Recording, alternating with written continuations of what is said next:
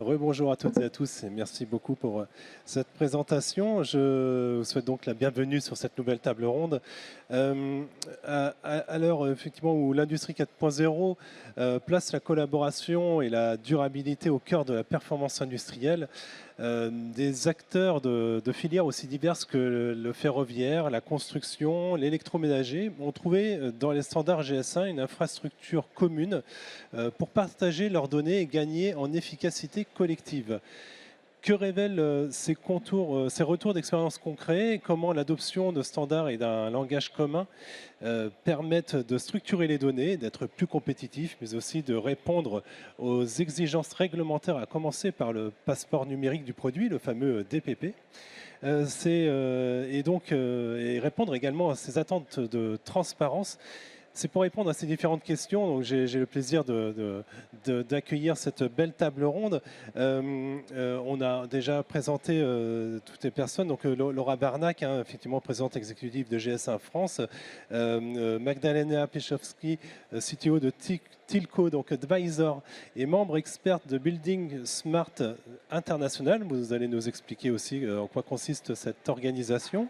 Nous avons également Ambroise Guéquière, responsable de gestion de données de référence au sein du groupe SEB, bien connu. Rémi Lannoy, VP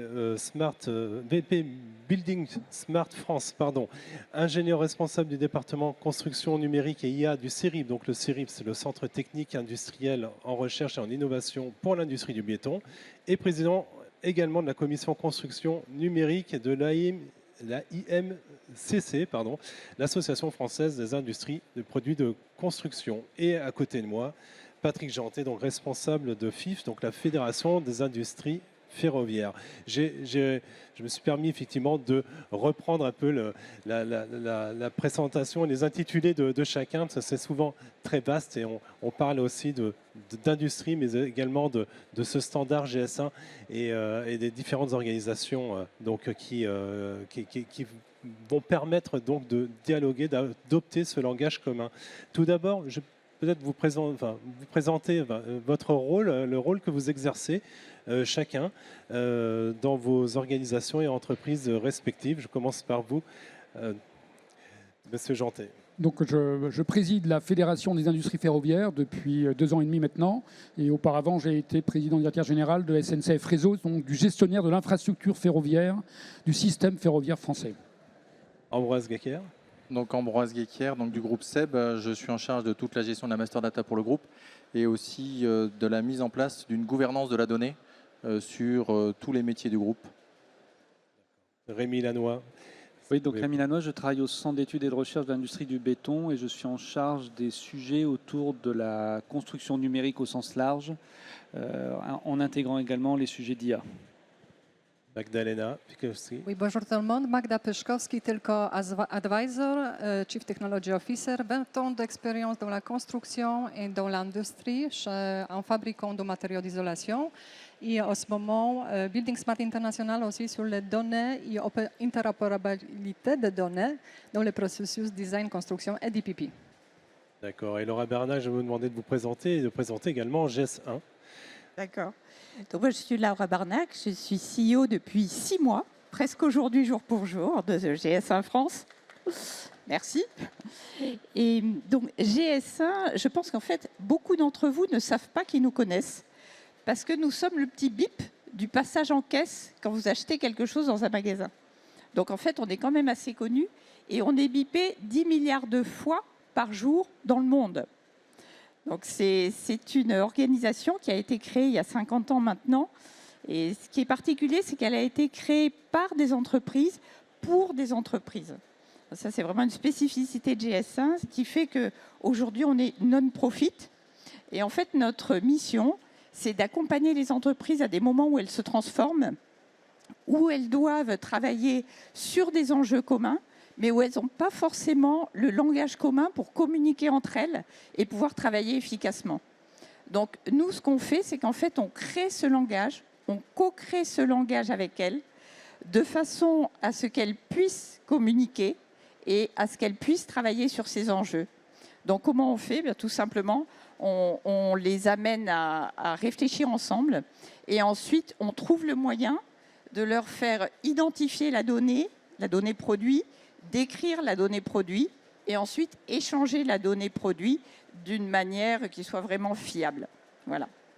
Laura Bernac, je reste avec vous. Pourquoi adopter une vision commune, apparaît-il aujourd'hui, comme la réponse aux nombreux défis qu'impose un monde qui se transforme? Et pourquoi travailler collectivement, en fait? Exactement. Je crois déjà on n'a pas trop le choix de travailler collectivement. Je pense que c'est plus un choix aujourd'hui, tout simplement parce qu'on est en train de passer en fait d'un monde qui était un monde vertical, je pense assez tranquille, dans lequel on travaillait tous dans des cases qu'on connaissait bien, et qu'aujourd'hui on est en train de passer à un monde horizontal qui est beaucoup moins confortable, dans lequel finalement tout se mélange un peu. C'est un monde dans lequel on est cross-secteur, on est cross-technologie, ça devient beaucoup plus compliqué et chacun n'a qu'un petit bout de la solution. Donc en fait, si on ne travaille pas ensemble, ça va être extrêmement difficile. D'autant plus que c'est très exigeant, on doit être plus efficace, on doit être plus transparent et les sociétés, pour être efficaces et transparentes, il faut qu'elles aient des process, des façons de travailler ensemble qui soient très fluides. Et pour travailler de façon fluide, il faut forcément travailler ensemble. Sinon, ce n'est pas possible, en fait. Donc, ce n'est pas vraiment un choix, mais je pense que c'est une bonne direction.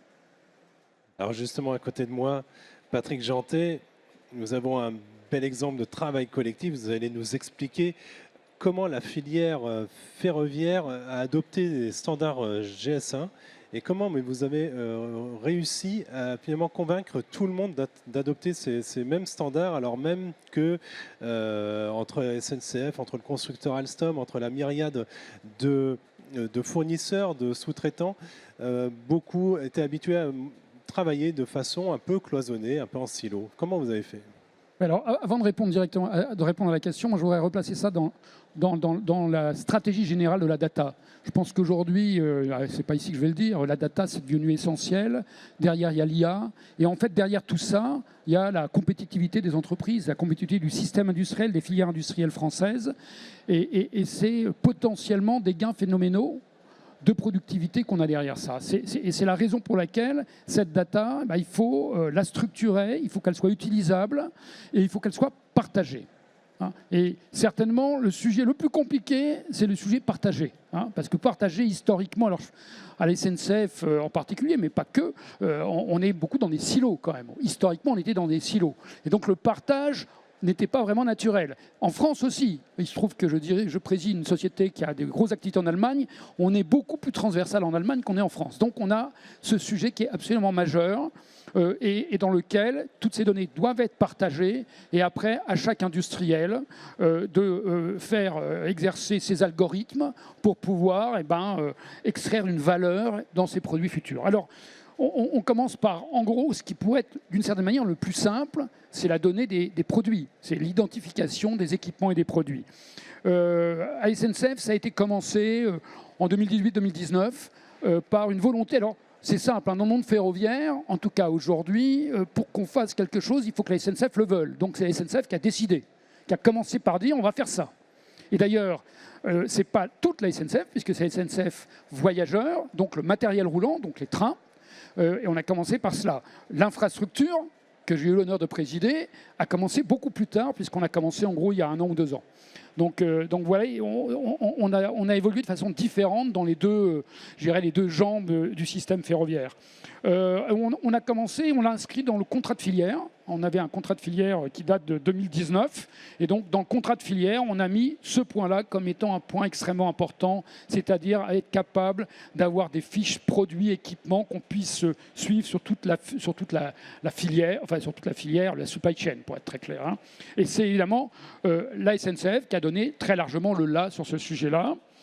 Ça a été réaffirmé dans le 2e contrat de filière qu'on a signé en 2025.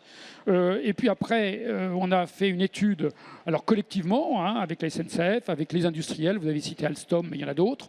On a vu une étude et puis on s'est tous mis d'accord pour dire GS1, c'est le système de standardisation qui nous paraît le plus adéquat et le plus performant. Et c'est comme ça qu'on s'est lancé dans cette aventure de GS1. D'accord. Et qu'est-ce que la traçabilité et la configuration du matériel roulant, qu'est-ce que ça a changé au quotidien, notamment dans votre travail?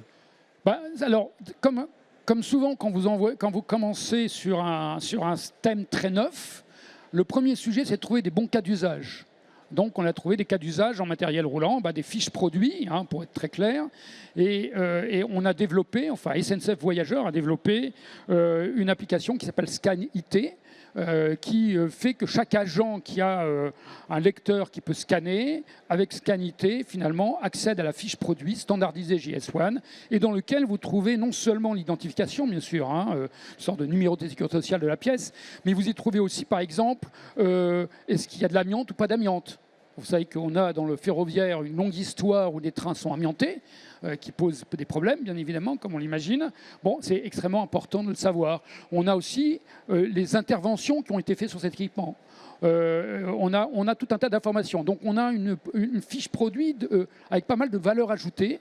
Et ça, aujourd'hui, on l'a sur l'ensemble du matériel roulant. Je dirais qu'on est à peu près 60% de notre cible. Et en 2027, on veut atteindre 100%. Donc voilà un cas d'usage. Donc on est parti de ces cas d'usage. Sur l'infrastructure, on est un peu plus en retard. Et là, le cas d'usage que je veux citer, c'est un cas d'usage qui ne vient pas de la SNCF, mais qui vient d'un des fournisseurs importants, Vossloh, ou plutôt Cogifer, avec une fonderie qu'ils ont à Outreau, où ils ont utilisé GS1 et la standardisation GS1 pour marquer, donc c'est une forge Outreau qui fait des cœurs d'aiguillage, des aiguillages en fait, des aiguilles, et tous sont marqués avec GS1, et donc on a des fiches produits qui après évidemment sont partagées avec SNCF Réseau qui est le donneur d'ordre, et notre idée c'est d'étendre à toute la supply chain de l'infrastructure. Aujourd'hui on a à peu près 25% qui est couvert, mais à terme on devrait monter aussi à 60% dans un premier temps, puis un jour à 100%. Et juste pour finir, un petit mot, il y a eu énormément d'acteurs qui étaient concernés. Est-ce qu'il y a eu des résistances auprès notamment de vos fournisseurs? Oui, alors il y a des résistances. Bon, d'abord, quand on est la grande SNCF, on peut dédier des moyens, parce qu'il faut bien voir qu'initialement, il y a des moyens à mettre. Il y a une volonté collective et il y a des moyens. Donc il faut traiter les deux. Quand on est une PME, c'est plus compliqué, parce que ces premiers moyens, il faut les avancer. On sait qu'une fois que c'est mis en place, l'ingénierie, par exemple, matériel roulant de SNCF Voyageurs estime que les gains aujourd'hui de ces fiches produits standardisées GS1, ça permet d'économiser entre 500 000, 1 million, 2 millions par an d'erreurs qu'on faisait auparavant, de manque de valeur ajoutée qu'on n'avait pas sur ces fiches produits. Donc on a un gain. Mais il faut commencer par investir. Et donc là, il faut accompagner l'ensemble du tissu industriel, et on y va, je dirais, par cercle concentrique, peu à peu. Force est de constater qu'aujourd'hui, sur le matériel roulant, on est arrivé à un tel niveau que ça va devenir une obligation de fait. Si on n'est pas GS1, ça sera compliqué. Donc, je dirais, le rôle de la Fédération des industries ferroviaires, c'est justement d'accompagner, pas tellement les Alstom ou les SNCF qui font seuls, mais d'accompagner tout le tissu industriel, notamment les fournisseurs de rang 1, 2 et 3. D'accord. Justement, la réglementation, on va en parler un peu plus tard. Laura Bernac, nous venons de découvrir un bel exemple d'adoption collective des standards communs. Ce cas d'application réussi se fonde-t-il également sur la donnée produit? Alors oui, la donnée produit, c'est vraiment le fondement du système en fait. La donnée produit, elle est partout quand on parle de standards et quand on parle de travailler collectivement. Et pourquoi est-ce qu'elle est partout? En fait, c'est assez facile à comprendre quand on regarde comment on travaille pour créer des standards et pour travailler sur des problématiques communes. Il y a une première étape qui est que les entreprises travaillent ensemble pour faire émerger ce qui est le plus important pour elles. C'est-à-dire, en fait, qu'est-ce qu'elles veulent rendre possible? Quel est leur objectif commun? Et pour arriver à cette position commune, donc GS1 les accompagne, parce que ce n'est pas toujours facile, parce que dans ces écosystèmes, il y a aussi des concurrents. Donc il faut arriver à faire travailler ensemble tout le monde. Et la concurrence, c'est aussi ce qui rend la richesse, parce que c'est des angles de vue différents. Donc ça, c'est une première étape d'arriver à exprimer et à formaliser cette position commune. Une fois que cette position commune est formalisée, pour pas que ça reste juste théorique, il faut qu'elle passe au niveau concret. Et en fait, pour la passer au niveau concret, on la traduit dans des standards. Alors, qu'est-ce que c'est qu'un standard? Un standard, c'est tout simplement un ensemble de règles qui vont permettre d'exprimer cette position commune concrètement. Et donc, à partir de là, ça va structurer la donnée produit qu'on va pouvoir identifier, décrire et échanger. Et donc, une fois qu'on a ça, une fois qu'on a cette donnée produit sur laquelle chacun peut travailler, on peut enfin se parler. Donc, je pense que ce qui est important, c'est de bien penser qu'il y a ce langage commun. Et si on fait une analogie avec notre langue, puisque là, on se comprend parce qu'on parle la même langue, en fait, c'est un peu comme si le standard était une grammaire, c'est-à-dire nous expliquer comment on doit s'exprimer, comment on met les mots dans l'ordre, etc. Et la donnée produit, c'est comme si c'était les mots. Et en fait, c'est l'ensemble de cette grammaire et de ces mots qui crée un langage commun. Donc la donnée produit structurée, elle est absolument essentielle. Et justement, en matière de données structurées, Ambroise Guéquière, vous avez été l'artisan au sein du groupe SEB de la mise en place de ce qu'on appelle les fiches produits, ce langage commun appliqué donc à des produits. En quoi cela consiste-t-il précisément? Et pouvez-vous nous décrire le projet, les problématiques de départ et quels standards ont si été adoptés? Oui, alors le groupe SEB, c'est des marques comme Tefal, Roventa, Krups, Moulinex, ça fait 8 milliards et demi de chiffre d'affaires. Et on vend 400 millions de produits par an qui viennent de nos 47 sites industriels et au moins autant de fournisseurs partenaires. Parler un standard, c'est nécessaire, d'autant qu'on a plusieurs milliers de clients dans le monde, quand je parle uniquement des retailers. Pour vous donner une idée, quand on vend un produit chez Amazon, chez Darty, chez Carrefour, nous, groupe SEB, devons à ces entreprises-là à peu près 140 points de données par produit. C'est-à-dire vous avez les dimensions du produit, du pack, le poids, les claims marketing, le prix, tout un tas d'infos logistiques, des photos, des vidéos. Donc tout ce qui va alimenter la page internet des retailers et des e-retailers. À une époque, ça se faisait par l'envoi de catalogues papier dans les années jusqu'aux années 2000. Après, plutôt des fichiers Excel et aujourd'hui, la mise en place de portails fournisseurs. Pour un groupe comme le groupe SEB, à l'échelle de l'Europe, avec la rotation de produits de à peu près un tiers, 30% par an, comme à peu près similaire à ce que disait Schneider Electric ce matin, ça représente pour nous 10 millions de points de données à créer chaque année dans les systèmes de nos clients. Donc c'est absolument massif. Il faut qu'on soit du coup structuré et qu'on ait un standard commun pour se parler. Et les clients, nos clients, et nous-mêmes dans la filière du petit électroménager, n'avons pas ou peu de standards communs. On s'est mis d'accord sur une vingtaine ou quelques champs, on va dire, ce qui est assez difficile de structurer cette démarche. Donc on met des portails de communication, des systèmes de transformation de données. Mais le plus important dans tout ça, c'est qu'on est confronté à des évolutions réglementaires assez significatives. On a parlé du DPP tout à l'heure en introduction. Une fois que vous avez fini de régler la partie DPP, le Digital Passport Produit, dont les actes délégués sortent vers 2029, 2030, 2031, on ne sait pas bien. Bah, si vous êtes concentré là-dessus, vous avez loupé la déforestation qui sort l'année prochaine. Quand vous avez fini la déforestation, vous avez loupé le passeport batterie. Donc en fait, il faut vraiment être en anticipation et tous ces standards doivent nous permettre, ces fiches produits, d'être en avance sur toute cette partie-là et de structurer la donnée d'une manière qui soit fiable et partagée.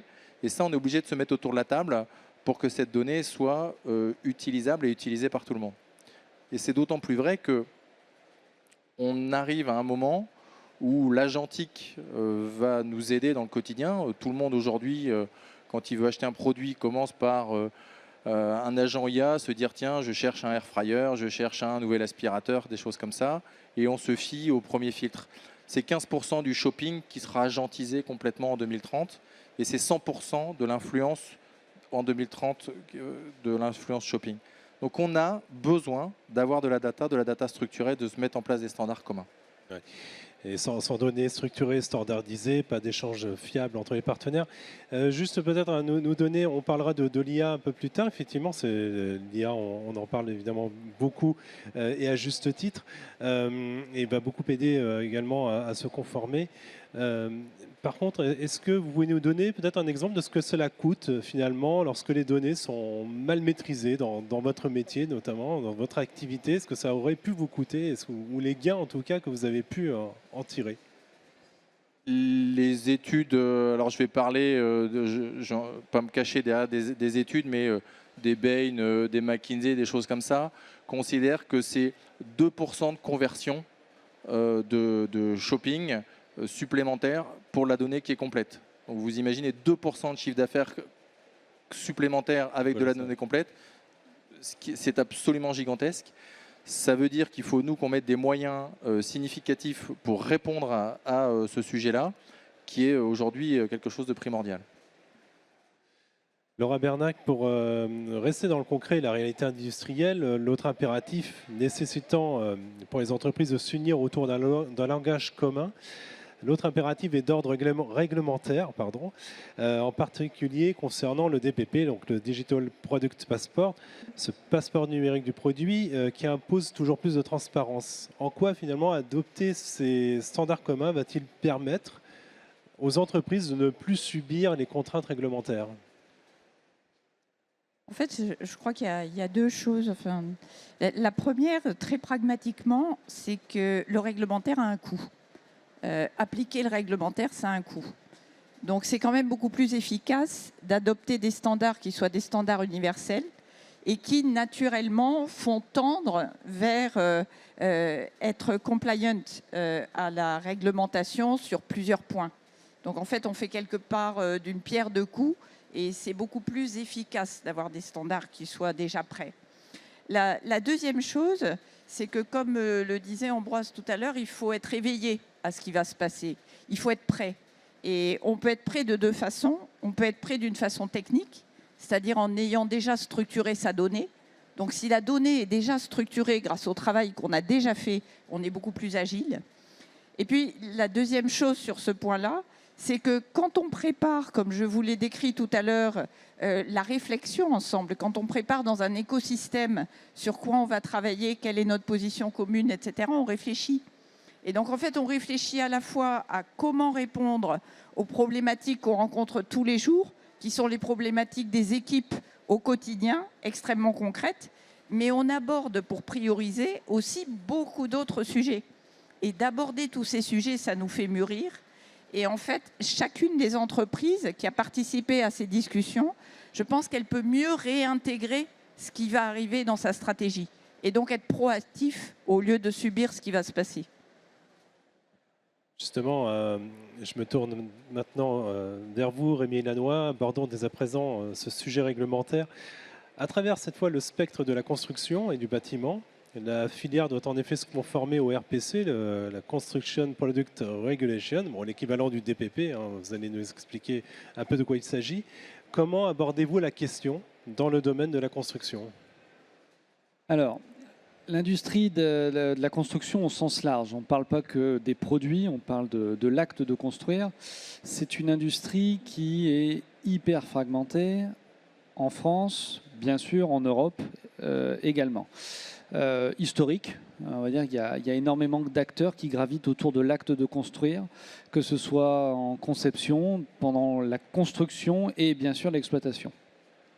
Et donc, cette fragmentation fait que les fameux langages communs qu'on cherche à intégrer, ils ont du mal à émerger. On a tous, quand on regarde un ouvrage, suivant le métier dans lequel on est intégré, on ne va pas décrire l'ouvrage de la même manière. Et dès lors qu'on ne décrit pas l'ouvrage de la même manière, on ne décrit pas de la même manière les systèmes et les composants. Donc c'est un handicap, très clairement. Ces sujets ont commencé à se cristalliser en termes justement de recherche de langage commun par de la standardisation, évidemment. Et le point d'orgue de ces dernières années, c'est l'évolution du règlement des produits de construction qui a été demandé par la Commission européenne pour justement pouvoir intégrer dans le système quelque chose qui est censé être universel, qui s'appelle le Digital Product Passport. Donc, d'un côté, on a une filière fragmentée qui essaye de standardiser certaines choses, mais qui a du mal. De l'autre côté, on a le couperet de la réglementation qui arrive. Qu'est-ce qu'on fait avec ça? Eh bien, on va plus vite en standardisation. Et donc, on va dire que pour la filière de la construction, c'est par la réglementation qu'on a l'opportunité de travailler ensemble. On parle de standardisation, c'est-à-dire que oui, on teste les choses, on développe des fameux langages communs, on développe des formats d'interopérabilité, on développe des technologies de data space d'une certaine manière pour avoir l'environnement numérique nécessaire pour s'échanger de la donnée. Et pour aller encore plus loin et on va dire vraiment agréger toutes ces méthodes, on passe le cap suivant, c'est la normalisation. C'est-à-dire que derrière tout ça, on est obligé, on converge vers du consensus et on se dit, bah, voilà à minima la méthode pour pouvoir accéder à la réglementation. Donc, dans le cadre de la construction, cette mise en commun-là, elle est créée par la base qui a besoin de se parler, elle est on va dire, prescrite par la réglementation, et c'est par la standardisation et la normalisation qu'on arrive à s'en sortir. Donc la réglementation, c'est une opportunité, d'une certaine manière. Et quant à l'adoption des standards GS1, est-ce que vous avez un retour d'expérience peut-être à nous livrer pour passer finalement du théorique, si je puis dire, à du concret? Exactement. Alors, on en revient à la méthode. Standardiser, c'est commencer à entrer dans le sujet. Donc, GS1, en effet, a déjà depuis longtemps et dans d'autres industries développé des standards qui sont liés à la diffusion des connaissances d'un objet, d'un système, d'un composant. Donc, ça passe par sa définition, son identification, sa diffusion. Donc, dans le cadre des travaux qu'il y a aujourd'hui avec la Commission européenne sur cette implémentation de la réglementation et la capitalisation par les standards, on travaille avec des gens comme GS1 justement pour tester des choses qui existent, qui marchent dans d'autres environnements et qui peuvent être déployées dans des industries où le niveau de maturité est plus bas. Donc, d'une certaine manière, grâce à GS1, on ne démarre pas de zéro. Et on prend nos usages, ceux de la construction, à travers des vecteurs que sont les standards, notamment de ceux de GS1 pour pouvoir travailler. Et on se dit que finalement, on ne réinvente pas la poudre et on avance. Magdalena Piszkowski, pardon, vous représentez notamment l'organisation, je dis notamment parce qu'il y a plusieurs casquettes, on l'a évoqué tout à l'heure, l'organisation Building Smart.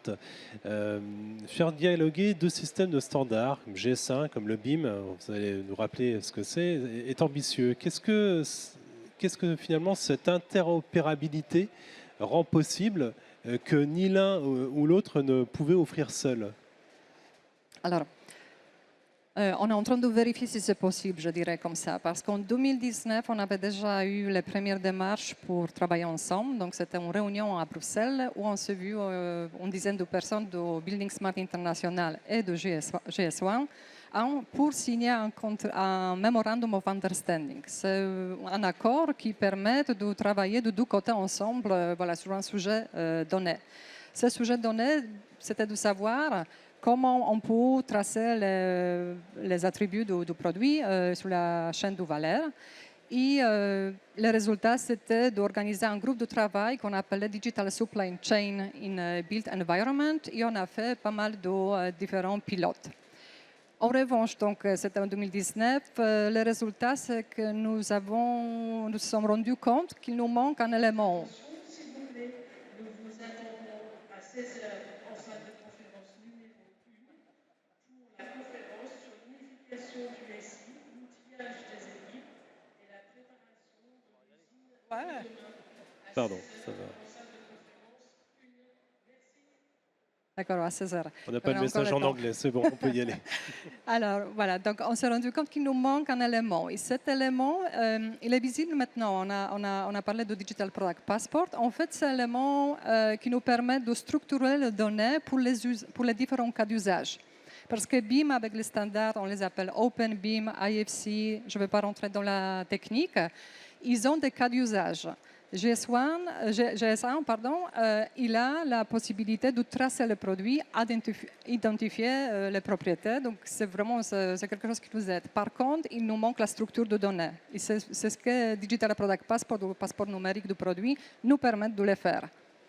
Et justement, ce DPP, selon vous, ce que vous m'aviez dit lors de nos précédents échanges, va faire évoluer les relations entre les entreprises, passant d'un simple fournisseur et d'un client à de véritables partenaires. Est-ce que vous pouvez expliquer un peu ce point de vue? Oui, effectivement, moi je trouve que c'est un changement de paradigme parce que, étant donné que j'étais de deux côtés, donc j'ai vu comment ça se passe en pratique.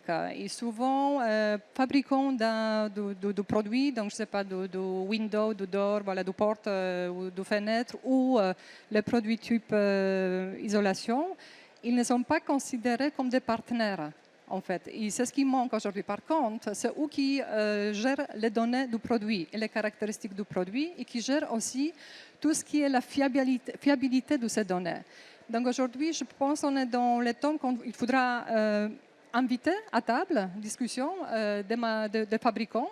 Par contre, de l'autre côté, je sais très bien aussi que les fabricants ont besoin de travailler sur la structuration de données et dans lesquelles nous, tel qu'advisor, on les aide, on les accompagne.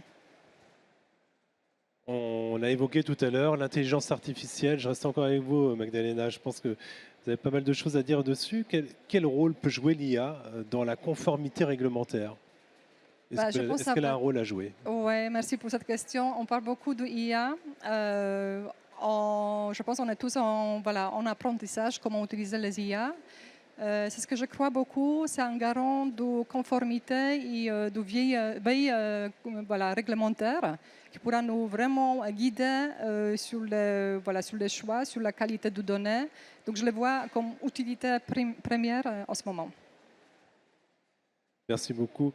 Laura Bernac, je me tourne à nouveau vers vous. Vous avez écouté ces différents témoignages et points de vue très différents. Qu'est-ce qui vous frappe le plus dans ce que vous avez entendu et quelle est votre conviction finalement sur le fait que l'industrie 5.0 ne pourra se construire que sur des standards partagés et ne pourra pas se construire sans langage commun? Ce qui me frappe, je dirais, c'est un peu ce qui m'a frappé quand je suis arrivée chez GS1 depuis le début, en fait. C'est dans des secteurs très différents. Parce que le rail, l'électronique, l'électroménager, je veux dire, c'est quand même extrêmement... La construction, c'est des secteurs qui sont très différents. Et en même temps, les problématiques sont vraiment très, très proches. Et ça, je trouve que c'est assez frappant. C'est que tout le monde s'exprime de la même façon, presque avec les mêmes mots, en disant que la donnée produit est importante, en disant qu'il y a quand même une situation où il faut y aller maintenant. Hein. Enfin, ça transparaît dans tous les discours. Donc, c'est vraiment la proximité des discours. Et la deuxième chose qui est frappante, c'est combien c'est concret. C'est-à-dire que quand on entend parler de standards, ça paraît assez compliqué, mais en fait, c'est vraiment de la vie quotidienne. Et c'est ce que vous racontiez, en fait, tous. C'était vraiment la vie quotidienne de l'entreprise. Et donc ça, je trouve que c'est vraiment passionnant d'être aussi proche de la vie quotidienne. Alors après, en ce qui concerne l'industrie 5.0 et pourquoi on pense que c'est important et que ça va jouer un rôle important dans l'industrie 5.0. En fait, l'industrie 5.0, c'est pour moi beaucoup une question de compétitivité. C'est ça qui est au centre de l'industrie 5.0. La compétitivité, qu'est-ce que c'est? C'est d'abord être très efficace, en fait, être performant, c'est être qualitatif, et puis aujourd'hui, c'est aussi être durable. Donc en fait, c'est ces trois problématiques-là qui sont au cœur du concept. Et je pense que ça résonne beaucoup avec les standards. Parce que si ces problématiques, on les analyse chacune, il n'y en a aucune qu'on peut traiter en étant seul. Donc c'est vraiment des problématiques de collectif. Je crois que la plus évidente, c'est tout ce qui est durabilité. La durabilité tout seul, sans les parties prenantes, on est tous d'accord que ça ne veut absolument rien dire. Donc c'est vraiment du collectif. Et quand les standards ont été imaginés, enfin les standards GS1 ont été imaginés il y a 50 ans, ce qu'on m'a expliqué, c'est que c'était vraiment une réflexion des entreprises qui disaient qu'en fait, les standards allaient être faits pour pouvoir résoudre à plusieurs des problèmes qu'on n'était pas capable de résoudre tout seul. Et je trouve que c'est assez simple comme formulation, mais que c'est bien la situation dans laquelle on est aujourd'hui, en fait. Parce qu'on ne peut pas résoudre ces problèmes tout seul. Donc c'est pour ça que les standards et la donnée produit sont au cœur de cette problématique. Et je voudrais juste ajouter un point, c'est qu'en fait, c'est bien de travailler ensemble, mais pour que ça aille plus vite, il y a un mot qui est très très important pour moi, c'est la confiance. Et il n'y a pas de confiance. S'il n'y a pas de confiance, il n'y a pas de standard. S'il n'y a pas de confiance, il n'y a pas de collectif. Et surtout, les standards, ils sont co-construits. Ce n'est pas quelque chose qu'on applique, en fait. C'est quelque chose qu'on construit ensemble. S'il n'y a pas de confiance, il n'y a pas de dialogue. Donc, en fait, rien de tout ça ne peut fonctionner. Donc, le fait de faire confiance pour se parler les uns les autres, le fait de faire confiance dans la donnée produit structurée qu'on a, en se disant qu'elle est fiable, ça, c'est vraiment une base très importante. Et c'est pour ça que nous, chez GS1, on essaie vraiment de donner toutes les conditions de la confiance. Il y a des conditions à la confiance. Donc, on essaye de les instaurer. On est neutre, on est à but non lucratif. Mais en fait, ça ne suffit pas. Je crois que vraiment, il faut que chacun d'entre nous, on soit aussi prêt à porter une confiance personnelle. C'est-à-dire à se faire confiance les uns des autres parce qu'on doit travailler différemment et on doit aller vite. Donc, moi, s'il y a un mot auquel je tiens aujourd'hui, c'est vraiment ça. C'est vraiment la confiance qu'on peut se faire. Merci infiniment Laura, merci infiniment à tous d'avoir partagé cette expérience, vos expériences. Et vous avez un stand, hein, GS1, donc pour évidemment plus d'informations, de compléments. Merci à tous.